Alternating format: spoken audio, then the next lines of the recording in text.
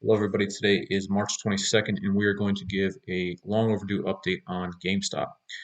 Last week, a little over a week ago, actually, we posted about the 250 pin. You can see that in the video here, with a lot of call positions setting up such that a squeeze looked like it could be in place. That volume dried up.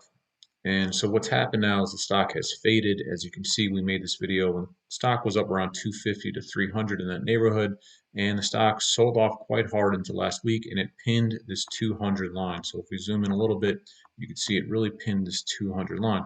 And what's special about that? Well, that is where the largest concentration of options positions were starting late last week, so March 17th through basically the Friday expiration. The largest hedging area, aka the key gamma strike, was 200. So if you flip to our equity hub tool, which you can try for free at spotgamma.com, you type in your ticker right here, and then what we can do is we can scroll down to the history, which is what I want to show you here. This key gamma strike is where we really look to see if a setup is bullish or bearish. It's our initial indication. So if this number drops, if this strike drops to a lower strike, that means it's a bearish setup. So you can see here we went from 230 on the 16th down to 200 for the remainder of the week. What that's telling us is that there's either more put buying or calls have declined or decreased such that the pin area in the stock continues to drop down. So 200 is currently the big strike. Earnings are tomorrow, so that is going to be a major catalyst in the stock. The other thing that we really want to note, which is unique, is that the options volume is really starting to dry up. You can see that reflected here to the right. If you look at the total call volume and total put volume, it's basically half, a little bit more than half actually, off of what it was just a week ago. And that's surprising given that earnings are tomorrow. Usually options trades would pick up around earnings. So you can see here that call volume has dropped off as well as the put volume has really dropped off. And that's reflected also in open interest. Total open interest in GameStop has also declined by about half for calls and about a third for puts. So I don't know if it's traders are losing interest or if just the cost of GameStop has really pushed out a lot of the retail public because options are very expensive. And on that note, we wanted to mention something. Uh, we've long talked about the biggest driver for GameStop stock to be put sellers, meaning traders initiating put positions. And when they do so, they sell those puts. When you sell a put, market makers get long puts, and the hedge for that is to buy stock. That is that puts bullish pressure on GameStop. Now, what we're looking at here with that in mind is the cost of options. So think about this in terms of implied volatility. For those of you who aren't familiar with that term, all we're trying to talk about is how expensive an option is.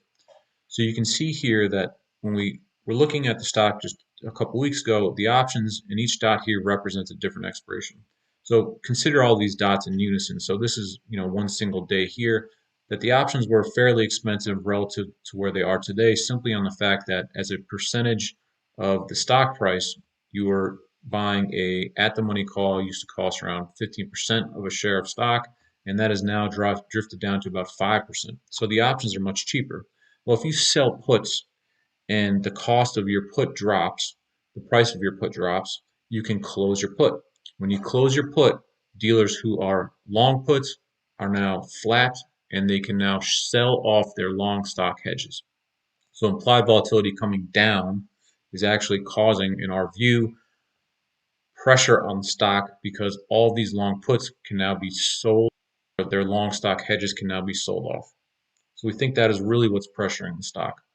Now, the fact that the price of options have come down is kind of a double-headed snake in a way, right? On one hand, call buyers can now purchase the stock for cheaper, purchase exposure to the stock for cheaper, right? Because calls are cheaper, but put buyers can also now step in and buy cheaper puts. So before we had short puts, people looking to sell puts. Now we may start to see people looking to buy puts, particularly if earnings aren't very good. So the stock is quite weak here. If it breaks 190, which is what we're looking at on our equity hub tool, if it breaks 190, we think it could be a pretty sharp move down to 160. To the upside, we don't see a huge catalyst for the stock up until it really breaks 240. That would be where you get really a major move higher, right? I mean, In a normal stock, a 20% move is something most people dream about, but GameStop, that can be a one-day trade. So we just don't see the impetus for a real gamma squeeze until we break the 240 area. But again, with the earnings as a catalyst tomorrow, if GameStop can pull a rabbit out of a hat and really surprise the market, then on a break of 240, we would get bullish in the stock again. But we think that as long as the stock really remains under the 200 level, it's not a good sign, particularly with options volume starting to drift off. We hope this video is helpful. If you have any questions, you can reach us at SpotGamma on Twitter, also at info@spotgamma.com. Thanks.